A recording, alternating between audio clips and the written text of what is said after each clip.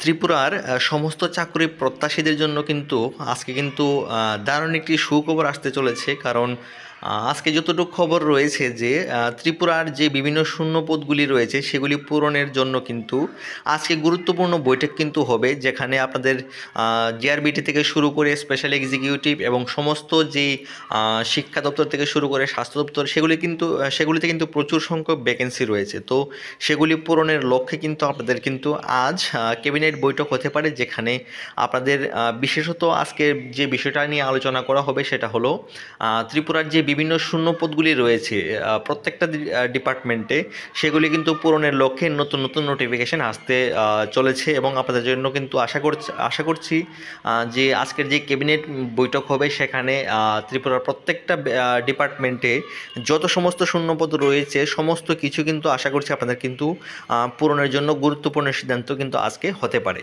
তো দেখা যাক আজকে কিন্তু যে যতটুকু খবর রয়েছে যে মুখ্যমন্ত্রী মানিক সাহার নেতৃত্বে বাকি অন্যান্য মন্ত্রী পরিষদের যে সদস্যরা রয়েছে প্রত্যেকের উপস্থিতিতে আজকে কিন্তু সমস্ত শূন্যপদগুলি পূরণের লক্ষ্যে কিন্তু আপনাদের জন্য গুরুত্বপূর্ণ সিদ্ধান্ত নেওয়া হবে। তো দেখা যাক, আশা করছি 2024-এর অন্তিম লগ্নে আপনাদের জন্য অনেকগুলি সুখবর অপেক্ষা করছে। তো সবার জন্য অবশ্যই গুড নিউজ এটা হবে যদি প্রত্যেকটা ডিপার্টমেন্টে ভ্যাকেন্সিগুলি পূরণ করা হয়। তো এতটুকু খবর আছে যে ত্রিপুরা সরকারের যে বিভিন্ন যে পরীক্ষাগুলি রয়েছে সেগুলির কিন্তু যে রেজাল্ট সম্পর্কিত আপনাদের তথ্য কিন্তু আজকে আপনারা পেয়ে যেতে পারেন। তো দেখা যাক কতটুকু কী হয়। আর বাকি যারা টেট পরীক্ষা দেবেন সামনে তাদের কিন্তু যে প্রসেসিংটা সেটাও কিন্তু খুব শীঘ্রই সম্পূর্ণ করা হবে যতটুকু খবর রয়েছে। তো দেখা যাক আজকের মন্ত্রিসভার যে বৈঠক রয়েছে সেটাতে কী কী আলোচনা করা হয়। তো অবশ্যই চোখ রাখবেন।